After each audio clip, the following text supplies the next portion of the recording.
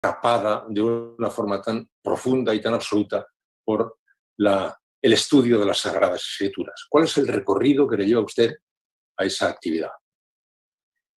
As a Roman Catholic, we didn't read the scriptures very much in my young day. We mostly, it was mostly ritual and the Mass that was our spiritual life. So we read them a little bit, but there wasn't the same emphasis on the scriptures as there is in the Protestant world, for example. And I've been studying now the world religions for about 20 years. I never intended to do this. I wanted to be a teacher of English literature and had a series of career disasters. And finally, I'd been a nun as a young woman. And finally, every time I tried to get away from religion and take up another career, I got another failure. And there was one failure after another. And finally, I found myself back where I seemed to be supposed to be in the study of religion. And the whole, and so I've been endlessly studying the scriptures in my attempt to the Buddhist scriptures, the Chinese scriptures, the scriptures of India, the Hindu, as well as the Quran, of course, and the Bible. And I started off with the study thinking that with one idea, that scripture was supposed to be not read, but listened to. Scriptures were always oral. The Quran means recitation. No one sits down and reads the Quran as a text. It would be like listening to a famous singer. You want to hear. It's a performance, and the chant and the music and the ritual is what makes scripture so important, because instead of just listening with your head, you are listening with all kinds of your body. We respond very deeply to music, for example. As soon as we hear music, our bodies start to move in a certain direction. And so I started off with that idea, that one thing leads to another. And I started finding all sorts of other things about scripture that they had in common. You start off on these books with one idea, and inevitably you end up saying something quite different. Es muy interesante lo que dice de recitar, porque menciona usted en su libro la primera palabra que Dios transmite a Mahoma, justamente dice Ikra, dice habla, ¿no? Y estaba pensando lo que ocurre en las confesiones de San Agustín, cuando Agustín nos cuenta lo impresionado que se quedó él al ver a un monje, que luego resulta que era Ambrosio, que estaba leyendo él solo, porque no era costumbre que nadie estuviera leyendo solo, ¿no? O sea, estos textos eran como para ser recitados, compartidos, interpretados de una manera pues, social, colectiva. Yes, so that's a lovely story when Augustine sees Ambrose reading the scriptures, and he can watch his mouth forming the words, but he's reading, but there's no sound coming out. And it's one of those breakthrough moments when you realize how very differently we read scripture today, just concentrating in a very cerebral way on the text, without all these other rituals that involve the body, and music, and acting out a part, and gestures. When you're listening to the Quran, you begin very often with prostrations. The Muslim, when they pray, their foreheads touch the ground. And these bodily actions tell them at a level that's much deeper than the rational about what it means to surrender. The word Islam means surrender your entire self to the divine. You learn it's by those gestures repeated several times every day. And when the call to prayer comes, the Muslim has to find out where the direction of Mecca is.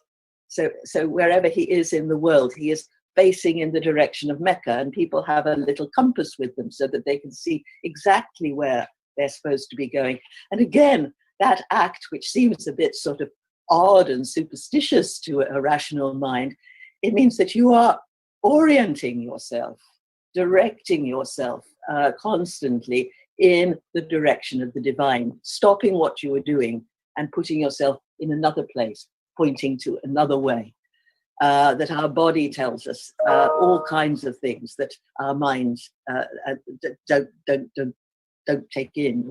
It's the part of it is what I found reading a lot of modern neurology is that the right hemisphere of the brain is rather neglected in our modern world. We prefer the left hemisphere, which is excellent for mathematics and science and rationality. But really, the neurologists say we need both. Information enters our brains first in the right hemisphere, which sees the world in a much more holistic way. It sees the connections between things. It's with the right hemisphere that we listen to poetry and music and the arts. And it's also the seat of compassion, where again, you feel the connection with other people, with other things, with other beings. But then we need both hemispheres. We can't just exist in this haze. The information then passes to the left hemisphere, where we analyze it, discover what it means to us in this particular way, and then it passes to the right again, so that you're supposed to see them both. But now in the modern world, we have focused very much on rationality and mathematics, science, and this has done wonderful things for the world. Look at the tremendous advances of medicine, for example, that would have been impossible without this scientific endeavor we've had in the West. But it's made religion difficult for us. And as a result, I'm writing a new book at the moment, and finding out how very different the idea of God is in the modern world from what it was in the past, in the Christian world, and what the sacred or the divine means in other world traditions, which is a much more right hemispheric view of the world, where God is not stuck in heaven, God is everywhere. Thomas Aquinas says this very clearly when he's talking about God. He says, well, God is everywhere. God is not in a single place. But 100 years later, you have Descartes saying that the world is empty of God, that God created the world, he organized everything very nicely, scientifically, and then when he'd set it up, he retired to heaven. And now we're here on our own. Now, no other religion has any such view of a distant God. When the Jesuits in the 17th century went to China, many of the early Jesuits were very good scientists. And some of them here in Britain were members of the new Royal Society set up for scientific study in the 17th century here in London. And they took the new science that we developed in the West in the 17th century to China and took it to the Chinese literati. And the literati, the Confucians, were fascinated by the discoveries of Galileo and Copernicus, which had caused great uproar in Europe. People had been very disturbed by these findings, but they thought this was very interesting. But one of them writes, their science is very good, but oh dear, oh dear, oh dear, when they talk about what he calls seminal realities, the ultimate realities, about a God who seems confined or stuck in a tiny little portion of the universe, the heaven that he has created. He said, this is just nonsense. He said they don't understand the meaning of their words.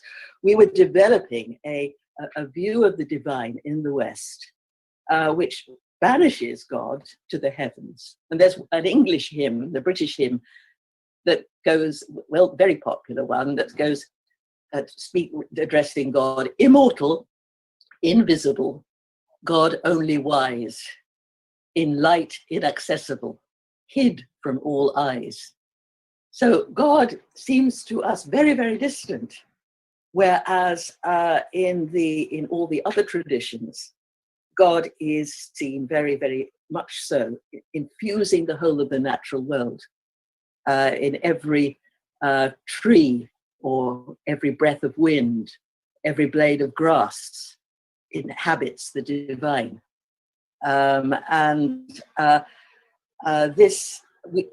In secularizing the world and depriving ourselves of that sense, that sacred view of the world, what we've done is use it simply as a commodity, with the dreadful environmental results that we're seeing today. And so this notion of a distant God and of scriptures as giving us somehow information about God, telling us, we read the scriptures for information. And people have complained that in the first chapter of Genesis, God, the third chapter of Genesis, I should say, Adam sins, and that Adam is supposed to have dominion over the world. He says, take the world and sort of look after it, be its master. And leading environmentalists have said, well, that's the problem. It all goes back to scripture. Scriptures say that human beings are the masters of the universe, and look what we've done to it. But people didn't read the scriptures like that in the old days. And if you look at the book of Genesis as a whole, you start off with this idea of God as totally powerful, totally benign. He blesses everything that he has made and says it is all very good. And he's totally impartial and fair. But the rest, and totally in control of the whole of creation. But the rest of the book of Genesis completely undercuts this notion. By the end of chapter 3 of Genesis, God has completely lost control of the creation. The human beings are doing what they want. The God that was so benign and had no favorites has monstrous favoritism, constantly choosing, for no good reason, Cain rather than Abel, Jacob rather than Esau.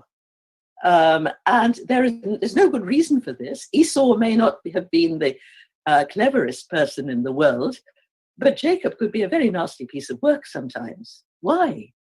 And the benign creator who blesses all that he has made becomes a cruel destroyer at the time of the flood, wiping out nearly the whole of humanity in a fit of temper. And by the end of the book of Genesis, the God who was endlessly present and always coming down and telling people what to do has completely vanished from the scene. And Joseph and his brothers are left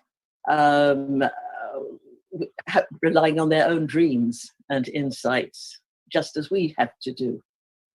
And so the scriptures, so by the end of the book of Genesis, you don't know what God is. And that's what we should, that's good theology. Once we say we don't know what God is, that God is beyond us, that it doesn't fit our categories, then we've begun to sense what the sacred is.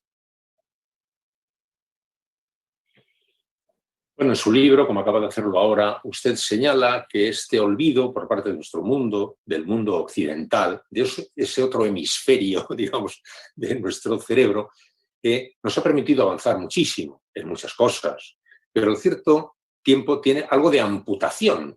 Nos hemos amputado. Incluso creo que nos hemos amputado un poco respecto al resto del mundo, porque en el resto del mundo las religiones están viviéndose también con una sensación mucho más vinculada al texto de las Escrituras que dice usted, ¿no?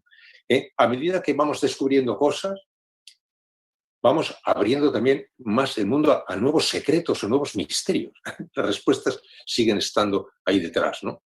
Así que le parece una amputación. Esto que está haciendo el mundo occidental ahora, alejando la idea de Dios por completo, separándola por completo, incorporándola a las creencias individuales, ¿le parece a usted una amputación? No le parece un paso adelante, sino un paso atrás, ¿no, Karen? Yes, I think you're right. Here in Britain, we're extremely unreligious. Only about 10% of the population attend a religious service regularly, and most of those are Muslims. And Britain is one of the worst markets for my books. My own best friends don't read my books. They think I'm mad to be writing about this discredited stuff. But the rest, you're right, the rest of the world, and even in the United States, which was a country founded by the Enlightenment, people are religious there, far more religious than they are in most of Europe. And the rest of the world, certainly, most of the rest of the world is religious. And the environmental crisis, for example, people wanted Western science, obviously, for very good reasons, for medicine, as we've said, and all the technological advances that we've got from this. But they have not abandoned these ancient, these more traditional beliefs of the sacred as everywhere, as the divine in every blade of grass. And interestingly, the Quran is much more attuned to the natural world and celebrates the natural world much more so than the Bible does. The Quran, in the Quran, the signs, what they call the ayat, the signs of nature, you're meant to look at the right hemisphere of the brain and see how beautifully everything fits together. And the natural world is just as important a source of revelation as the Quran. And so, and Islam is in many ways, in some parts of the Muslim world, is very, it's a very bowdlerized, limited form of Islam, say in Saudi Arabia. But when I go to Pakistan a lot, people are yearning to hear about God. You can hear almost a pin drop when you speak about the divine to very secular looking Pakistanis. Those eyes filled with tears. And I think even in China, Confucian ideas are so deeply embedded in the Chinese psyche that is all still there, despite the recent communist secularist regimes. We are behind, but we need a sense of religion, I think, because the religions tell us two things. One is to have the most important thing is to respect all peoples, whoever they are. Love your enemies, said Jesus. Go out, reach out to all tribes and nations, says the Quran. And in India, when people greet each other, they join their hands and bow because they're acknowledging the sacred that is in that human being. But we've lost that. And just as we've used nature as a commodity and are wrecking it with the environmental catastrophes, we've also used human beings as a resource. Look at the United States, which began with the Enlightenment secularist ideals and preached rationality. And it was the start of the Enlightenment in a way. But you also have the crime of slavery, industrial slavery on a major scale, which we're now seeing in the Black Lives Movement, the pain that people have suffered for all this time, and the Native Americans. Even Thomas Jefferson, the epitome of the Enlightenment, told his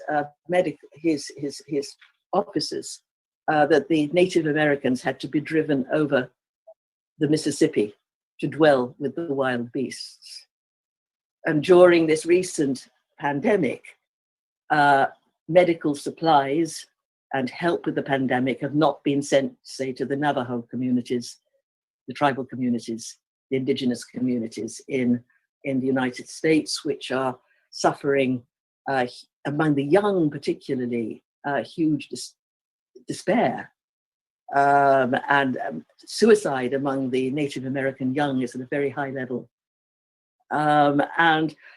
So for all our talk about equality and freedom and rationality, what the religions tell us is that you reach the human being is like the natural world incarnates the divine, has that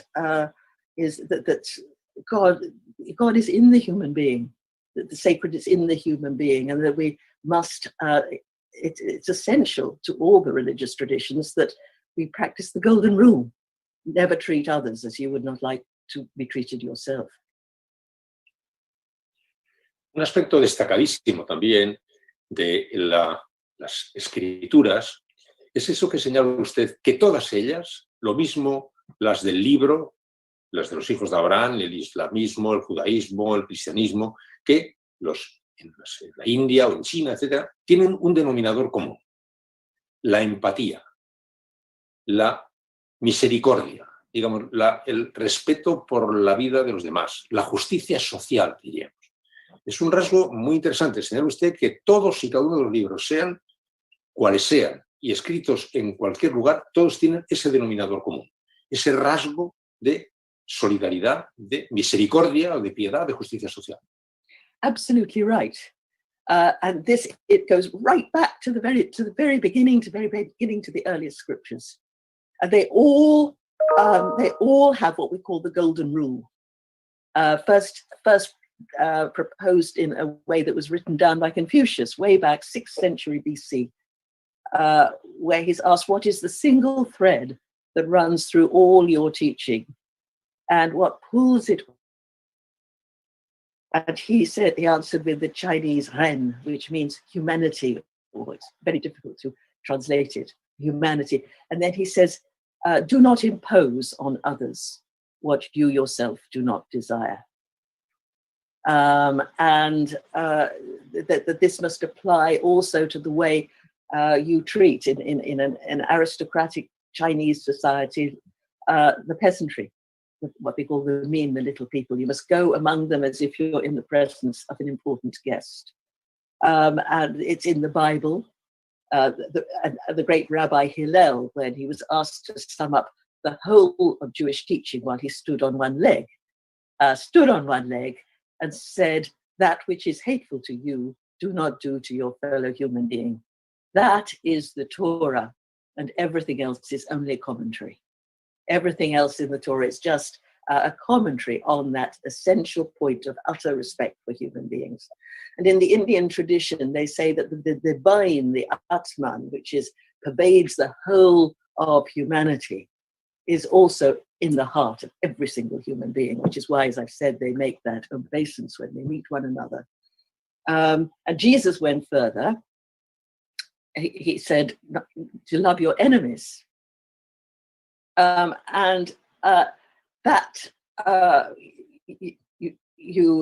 word he would have used probably is hesed, which means compassion, mercy, etc. But that unless we now treat our so-called enemies today with the respect that we wish to have for ourselves, the world is simply not going to be a viable place. And right now, I don't know how it is in Spain, but during this pandemic, the rhetoric in the press has been very, absolutely vicious, attacking this, attacking that, and with horrible language, attacking institutions, for example.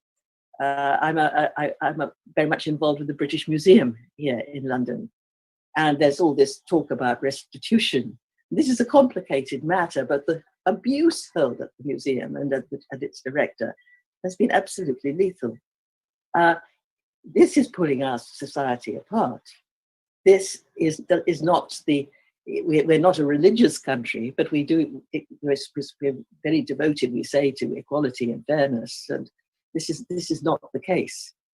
And unless now, as I say, we take this commandment seriously, which it's the only way human beings are going to be able to relate to one another, is to see the other person as sacred. And the fact that the other person is often unknown to us, this is a challenge. It reminds us that we don't know what the sacred is either, that we're encountering a great mystery in every single human being. I don't know about you, but I'm often a mystery to myself. I wonder, why on earth did you say that? Why did you do that? We take ourselves by surprise. So if we're constantly surprising ourselves, of course we should also be surprised and amazed, and not to find differences in the other and see that as an enriching thing.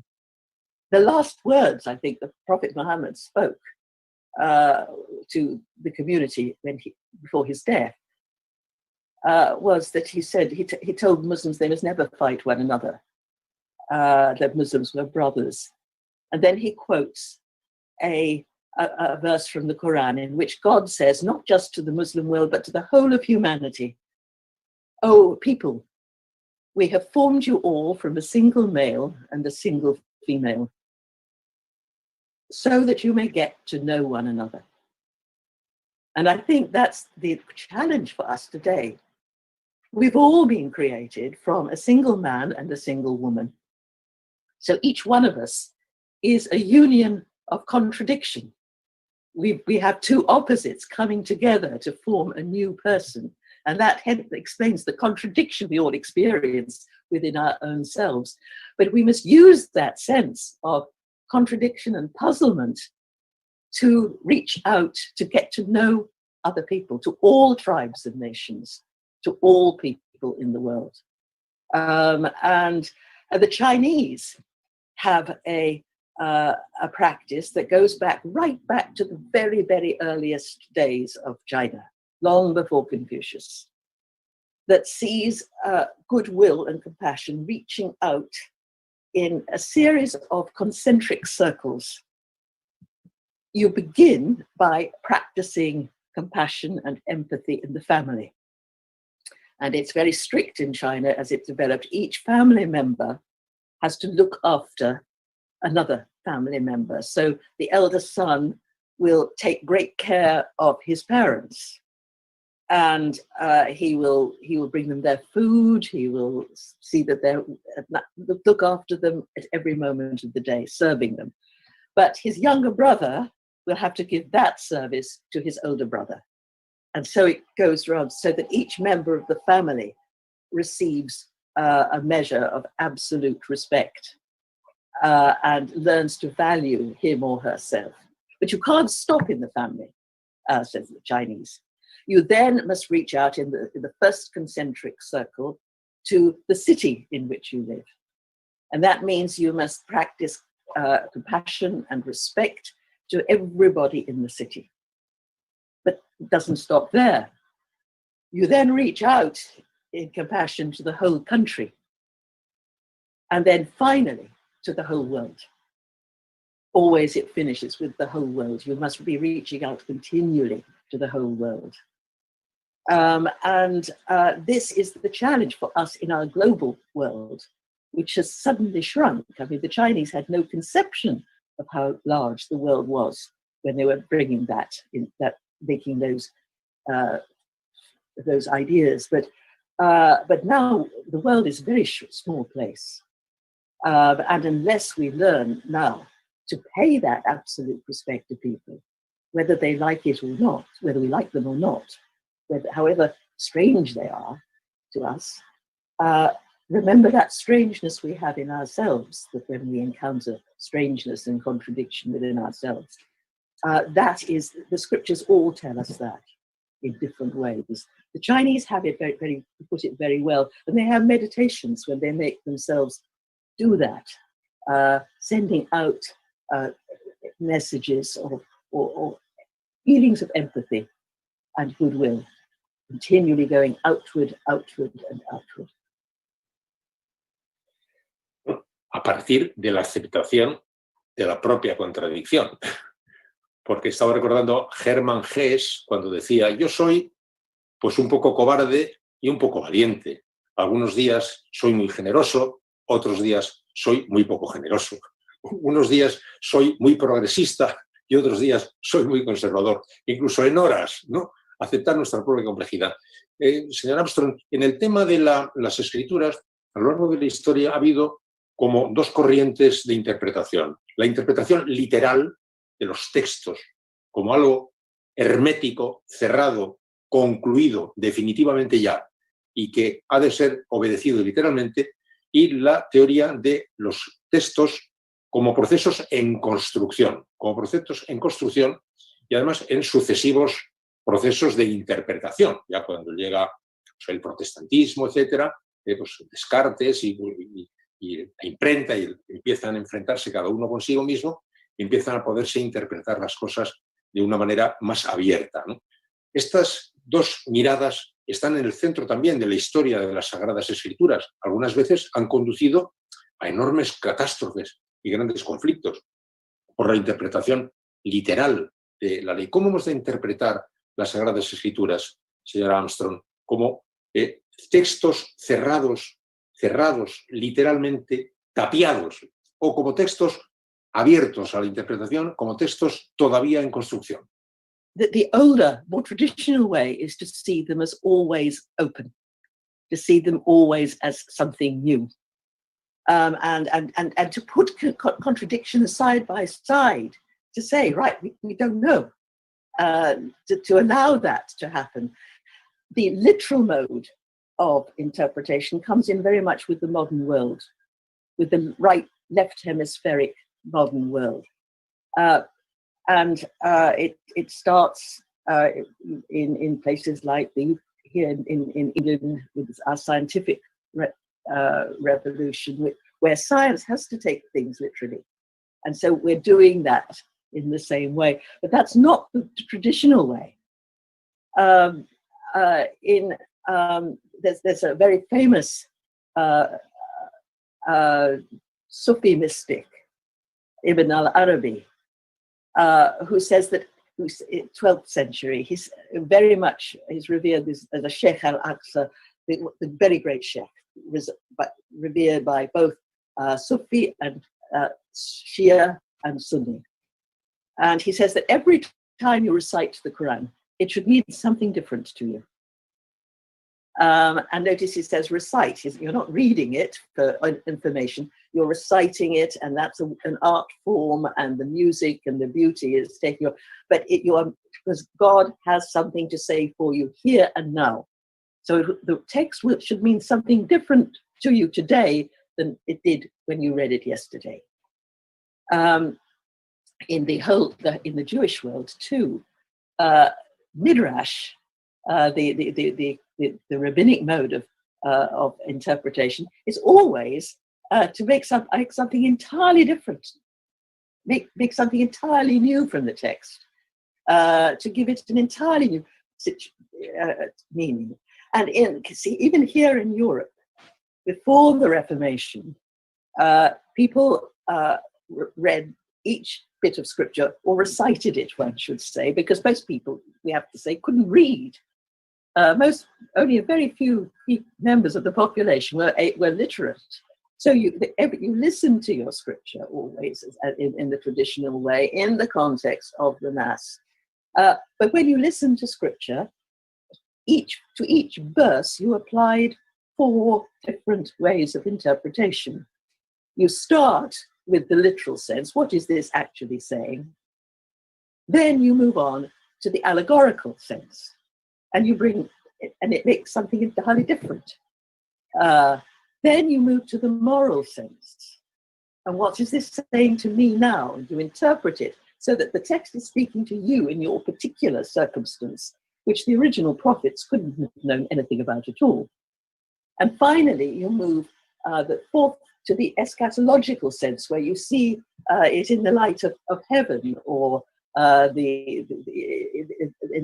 the light of God.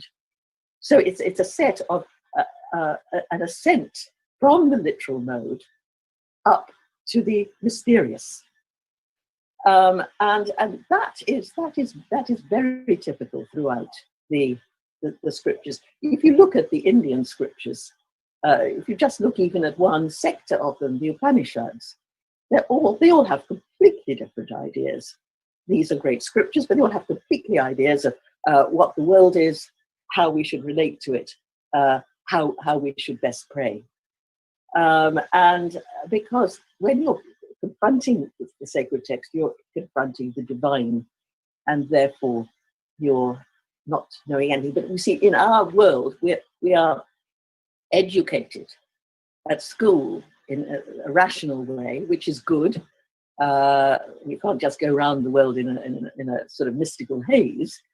But that has trained us. And when we read something, we expect it, and we're told it's an authoritative text. We now are making it true, and literally true, and it's completely distorting the way people read scripture. No one would have done it like that in the olden times. Scripture was always a work in progress. It was there in the past, but you can have new scriptures, new thoughts, and it has to be applied to you here and now in a creative way. So this is making the whole idea of God difficult to us too, because what is God? I was up in the Catholic Catechism. That was a question, and I had, at the age of 8 years old, this was the answer.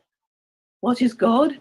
God is the Supreme Spirit, who alone exists of himself and is infinite in all perfections.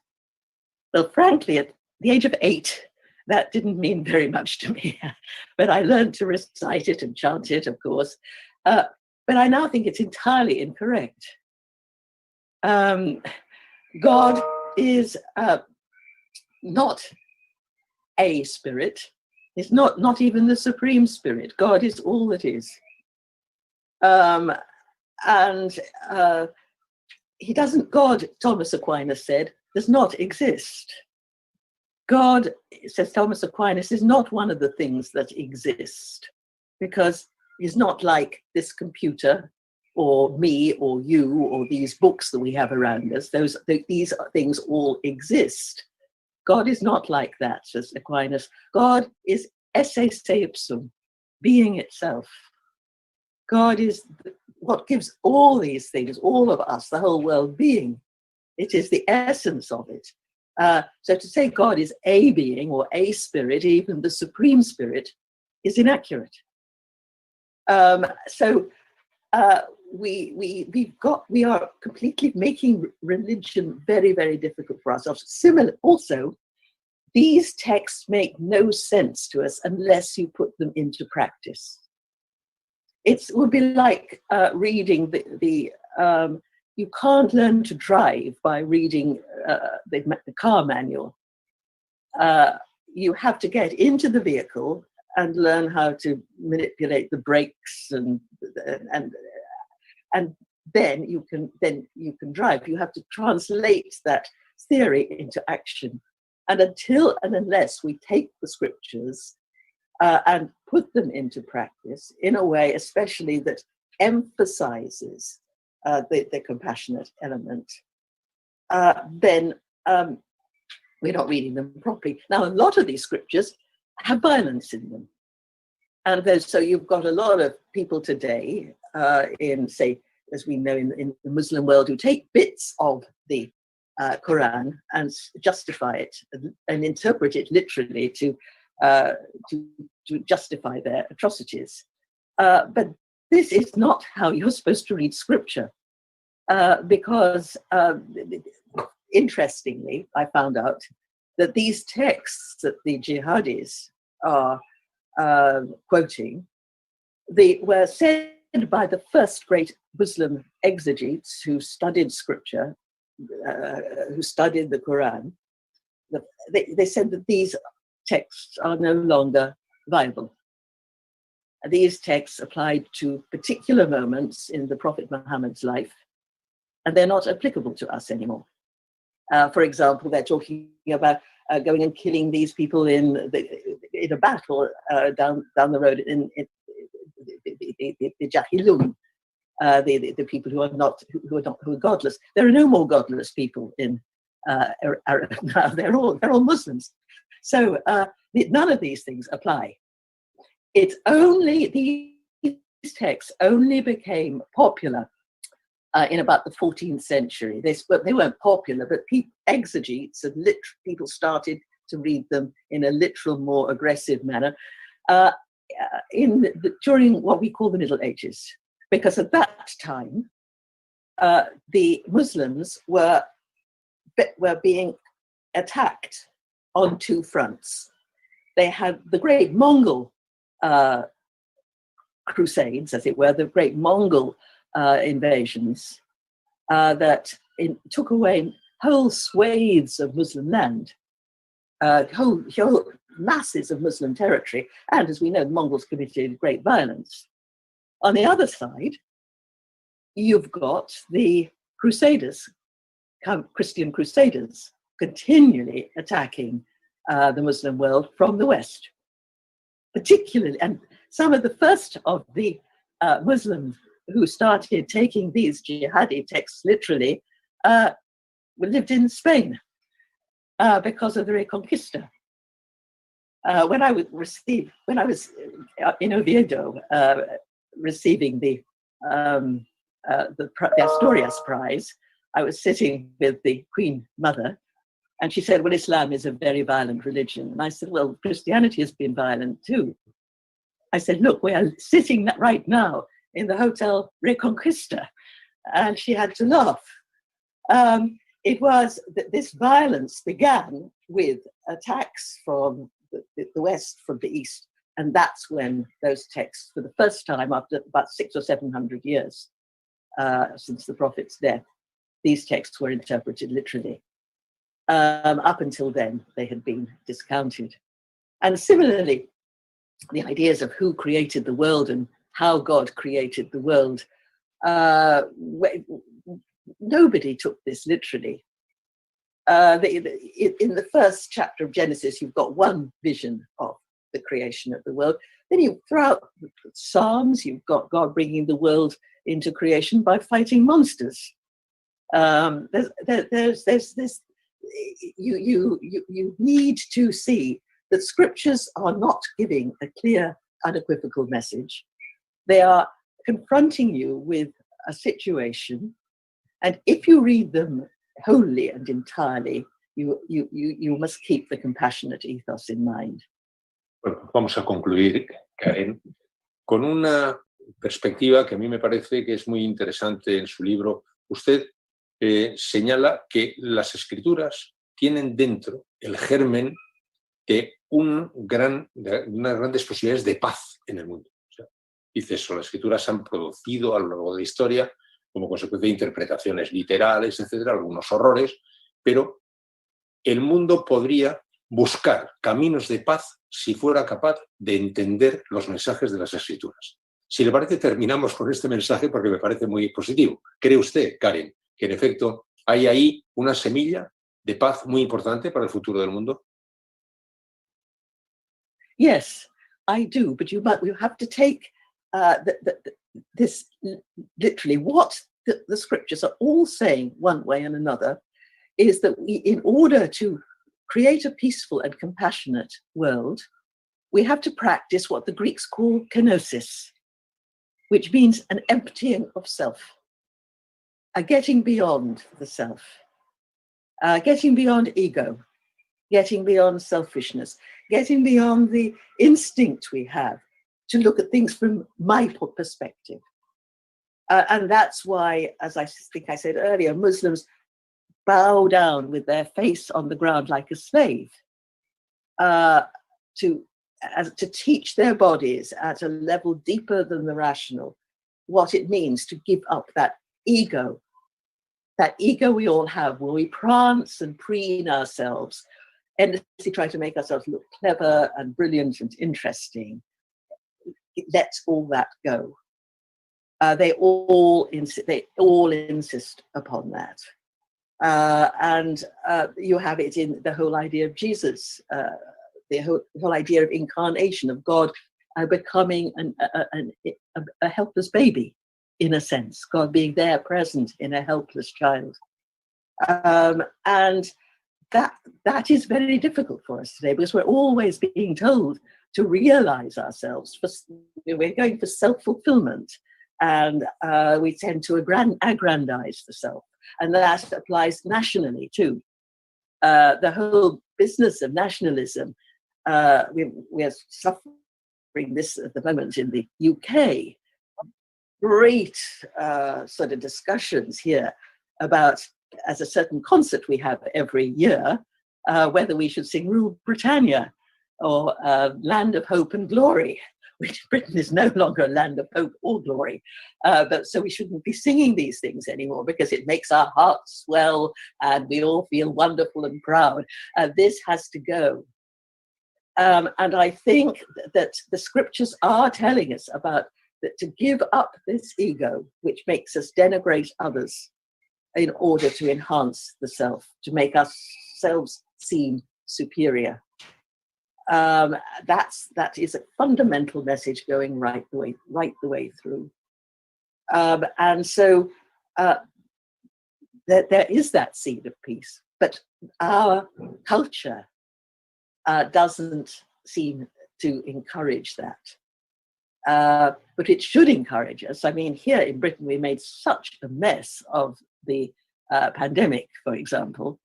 Our government, such a disastrous mess. And this recent problem with Brexit, for example, with our Prime Minister doing really unmentionable things. This should not make us think that Britannia rules the waves anymore. We should use this in Britain to make ourselves feel small and sorry, and realize how futile and stupid we are. And all of us are like this.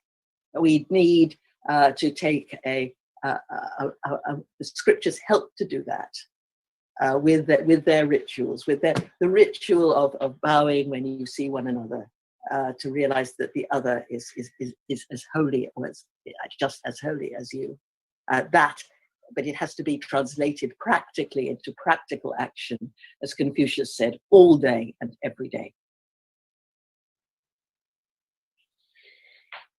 Muchas gracias, Karen Armstrong. Ha sido un honor, Karen Armstrong, Premio Princesa de Asturias, autora de este libro formidable. Que, bueno, tiene una gran cantidad de información, de una cantidad de documentación, una gran cantidad de reflexión, una gran cantidad de cosas, hasta de curiosidades. A mí me ha llamado mucho. Yo no sabía que Yahvé era uno de los hijos de él, uno del gran dios de Canaán. O sea, hay desde reflexiones muy profundas hasta curiosidades muy interesantes. Muchísimas gracias, Karen. Ha sido un honor. Un saludo. Thank you very much. It's been a pleasure. Thank you.